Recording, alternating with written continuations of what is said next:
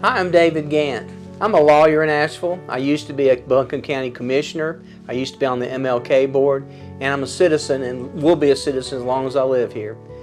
For 40 years we've celebrated MLK Day. Freezing cold, snow, rain. Thanks, Dr. Simmons, Dr. Fox.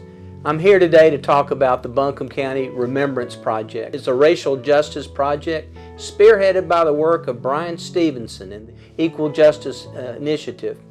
Buncombe County is one of the communities that has contributed to this Museum of Peace and Justice in Montgomery, Alabama. You can see on the screen what we have. Sadly, this honors all the black individuals that were lynched or killed in the United States. Buncombe County sadly has 3 of the members. They were targets of the worst type of discrimination and injustice imaginable. According to the NAACP, over 3,446 people have been lynched in the United States. I'm a regular guy. I was educated and managed to lose some of my blatant prejudice and racism in Sanford, where I grew up, Chapel Hill, where I went to school, and thanks to many of you here in Asheville.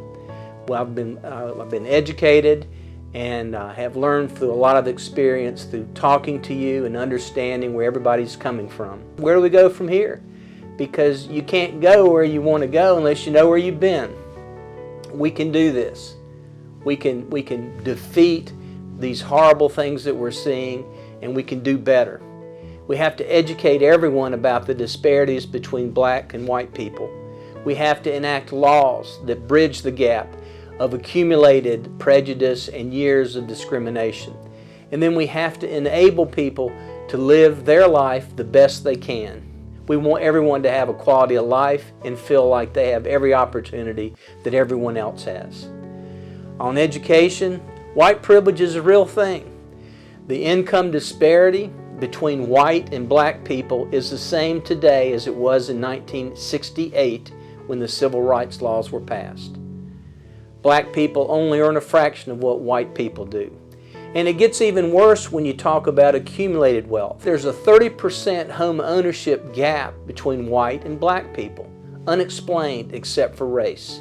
There's a disparity in the value of homes depending on whether you live in a predominantly black or white neighborhood, unexplained except for race.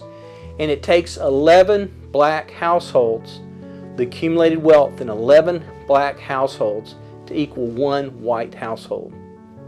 It's incredible, and it's horrible, and it's embarrassing. We have an education gap.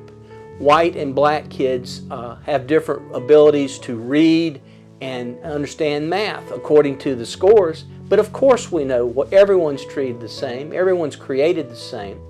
I thank the city school board and the county school board for working on this and making this a priority. Something's wrong and we need to fix it.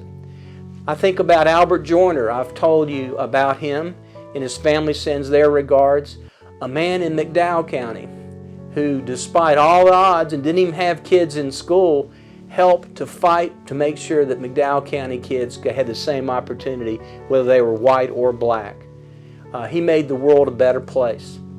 On criminal disparity, black people are incarcerated in jail 5 times higher than white people. In some states, 1 out of every 20 black males is in jail right now. Something's wrong. We've got to fix it. 1,100 people died at the hands of police in 2020. Black people are 3 times more likely to be killed by officers than white people. I'm ashamed to tell you that I'm part of that. When I was a student in law school, I rode with the Asheville Police Department, and I saw firsthand an intoxicated black man be beat with a billy club when negotiation and just talking would have been the way to figure it. I didn't report it, and I'm ashamed of that. But we learn from these things. We have to go on. We have to make it better. We want officers to use counseling and other means besides military and violent means. 13% of our population is black, but 41% of death row is black. 34% of all executions in the U.S. are black people, and 50% of the people killed this year were black. The question that Brian Stevenson posed is appropriate. It's not, does the convicted person deserve to die, but do we deserve to kill? 60 people are on death row. There are 3,000 among the states on death row. There have been 10 executions in 2020. And that was the highest number since 1896. 124 years, we're killing more people now. And we've got to make sure that it's appropriate. I'm against the death penalty, but if we have it, it's got to be equally applied to everybody. You can't have prejudice and discrimination to be a factor. How do we do this? We have to make sure that everyone is guilty of whatever crime they're convicted of. We have to leave no stone unturned. We have to have innocence commissions to look into things and give people a right to look at how this happened. As far as laws, we've done some good things here. The City Council, led by Mayor Mannheimer, was one of the first in the country to apologize and to enact legislation that will eventually lead to reparations. The Buncombe County Commission, Chairman Newman and the others followed suit soon thereafter. We're taking down monuments that are insulting to much of our population. It's controversial, it's hard, but it's the hard questions we have to ask. In the District Attorney's Office, Todd Williams is doing a wonderful job. We had the second expungement clinic in North Carolina history where people could get some of these things off their record and clear their name. We've had driver's license restoration seminars to remove barriers that might keep people from working. We've had amnesty days, not immunity, but a hand up, a chance to clean up some of the problems that people have had in the past. And Mr. Williams is going to be on the Innocence Commission that will review some of these legal travesties that have happened. Our Register of Deeds, Reisinger, has published all the slave trade records. That's real important to see that people were treated like animals and treated like commodities. If you go back and look at those, it's very telling. And we have to face these facts. We have to face this history. When we do this, we level the playing field with wages, job opportunities, education, positions in government, public office, and we have confidence in the system. We don't have that now. Now, I don't think all the officers are bad, and I would never be in favor of defunding the police.